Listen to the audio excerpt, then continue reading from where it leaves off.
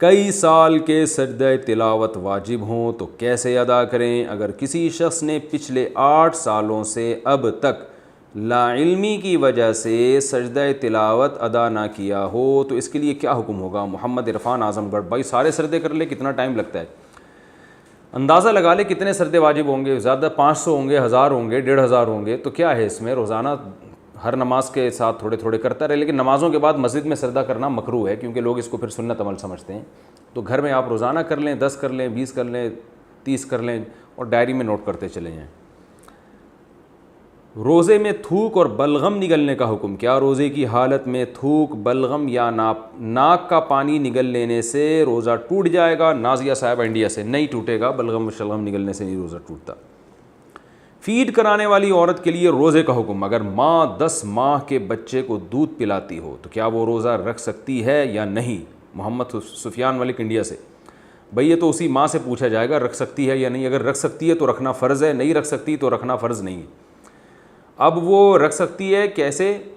بھائی ماں کو چاہیے کہ جو خواتین بچوں کو فیڈ کراتی ہیں ان کو بھوک بہت زیادہ لگتی ہے، کیونکہ انرجی ان کی جو یوٹیلائز ہوتی ہے بہت زیادہ. تو وہ غروب آفتاب سے لے کر صبح سحری تک نان اسٹاپ کھائیں، خوب کھائیں، خوب کھائیں، اور پھر بچے کو فیڈ کرائیں.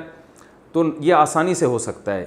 فیڈ کرانا کوئی ایسا شرعی عذر نہیں ہے کہ فیڈ کرانے کی وجہ سے روزہ معاف ہو جاتا ہو، ایسا نہیں ہے. لیکن اگر کوئی خاتون کمزور ہیں، جب وہ فیڈ کراتی ہیں تو ان کو بہت زیادہ چکر آتے ہیں، یا بچے کو دودھ نہیں ملتا، دودھ پورا نہیں ہوتا اس کا، یعنی انہوں نے مغرب سے صبح سحری تک نان اسٹاپ کھا کے بھی دیکھ لیا، پھر بھی وہ دن میں ان کو اتنا وہ ہو جاتی ہے کمزوری کہ روزہ رکھنے سے وہ بچے کا دودھ پورا نہیں ہوتا، یا یہ کہ خود ان کی طبیعت خراب ہونے لگتی ہے. تو واقعی اگر ایسا کوئی مسئلہ ہے تو پھر روزہ چھوڑنے کی گنجائش ہے، بعد میں قضا کر لیں. 1 ماہ بعد کا چیک زکوٰۃ میں شامل کیا جائے گا. اگر کسی شخص کو 1 مہینے بعد کا چیک ملا ہو لیکن اس کی زکوٰۃ کی تاریخ آج کی ہو تو وہ چیک کو زکوٰۃ میں شامل کریں گے یا نہیں؟ محمد الیاس ابو ظہبی سے. اگر اس نے کسی کو قرضہ دیا ہوا تھا اور قرضہ، تو پھر وہ جس نے قرضہ واپس کرنا ہے اس نے 1 مہینے بعد کا چیک دے دیا تو زکوٰۃ آپ پر واجب ہو جائے گی، کیونکہ وہ قرضہ تو آپ جب چاہیں وصول کر سکتے ہیں. وہ الگ بات ہے پھر آپ نے اپنی مرضی سے اس کو 1 مہینے بعد کا چیک دے دیا، یعنی چیک لے لیا آپ نے، تو بھی کیونکہ رقم بہرحال وہ آپ کی ہے، اس لیے زکوٰۃ آپ پر واجب ہوگی. کتنی رقم پر زکوٰۃ واجب ہے؟ ظاہر شاہ 4 سدہ سے پوچھتے ہیں آج کل کتنی رقم پاس ہو تو زکوٰۃ ادا کرنا فرض ہے؟ 52.5 تولہ چاندی کے برابر رقم ہو جو 40 سے 50 ہزار کے درمیان چلتی ہے. نیٹ پہ لکھ کے دیکھ لیں 52.5 تولہ چاندی کی آج کیا قیمت ہے، تو اتنی رقم پہ زکوٰۃ واجب ہو جاتی ہے. اس پر میں نے پوری ڈیٹیل سے مسئلہ ریکارڈ کروایا ہے میری ایک، یعنی انٹرنیٹ پہ آپ لکھیں گے مفتی طارق مسعود زکوٰۃ کے مسائل، تو ایک آڈیو بیان ہے بہت تفصیل سے، وہ سن لیں تو بہت زیادہ ثواب ملے گا. رمضان کی مبارکباد دینا کیسا ہے؟ رمضان کی مبارکباد دینا شرعاً کیسا ہے؟ جمال الدین. مبارکباد اصل میں ایک دعا ہے کہ اللہ برکت دے، تو اس نیت سے اگر کوئی کہہ دیتا ہے رمضان میں اللہ آپ کو برکت دے، مبارک ہو، تو ٹھیک ہے، کوئی حرج نہیں ہے، لیکن اسلاف سے ثابت بہرحال نہیں ہے یہ. اذان کے دوران سحری کھا سکتے ہیں؟ کیا سحری عین اذان کے وقت سحری میں عین اذان کے وقت پانی پی سکتے ہیں؟ اگر نہیں تو کتنی دیر پہلے کھانا پینا چھوڑ دینا چاہیے؟ محمد سعودی عرب سے. بھائی جان مسئلہ یہ ہے کہ صبح صادق کا جو وقت ہے نا وہ نقشوں میں دیکھیں. آج کل اپلیکیشن ڈاؤن لوڈ کر لیں آپ کہ جہاں آپ رہتے ہیں وہاں صبح صادق کا وقت کیا، اس نقشے سے پہلے آپ نے سحری بند کرنی ہے. اس نقشے میں جو ٹائم لکھا ہے، اذانوں کا اعتبار نہیں ہے. اذانیں بعض دفعہ جلدی ہو جاتی ہیں، بعض دفعہ لیٹ ہوتی ہیں، تو اس لیے اذان پر آپ اعتماد نہیں کر سکتے. آپ نے صبح صادق کا ٹائم دیکھ کے افطار کرنا ہے.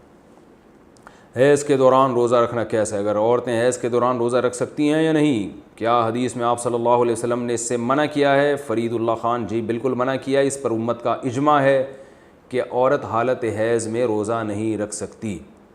روزے پورے کرنے کے لیے حیض روکنے کی دوا کھانا، کیا خواتین کے لیے مینسز روکنے کے لیے ٹیبلٹ استعمال کرنا جائز ہے تاکہ پورے رمضان کے روزے رکھ سکیں؟ رفیع اللہ صاحب سواس سے. جی بالکل جائز ہے. مینسز روکنے کی دوا کے لیے عمرے کے دوران بھی اور روزے رکھنے کے لیے بھی جائز ہے، کھا سکتی ہیں، لیکن صحت کو نقصان ہوتا ہے. تو قدرت کے کاموں میں جو نیچرل چیزیں اللہ نے رکھی ہیں ان میں خام خواہ میں دخل اندازی نہیں کرنی چاہیے، اس سے ڈسٹربنس پیدا ہوتی ہے. تو کوئی بات نہیں، بعد میں قضا کر لیں، جائز بہرحال ہے لیکن صحت کو نقصان ہو سکتا ہے۔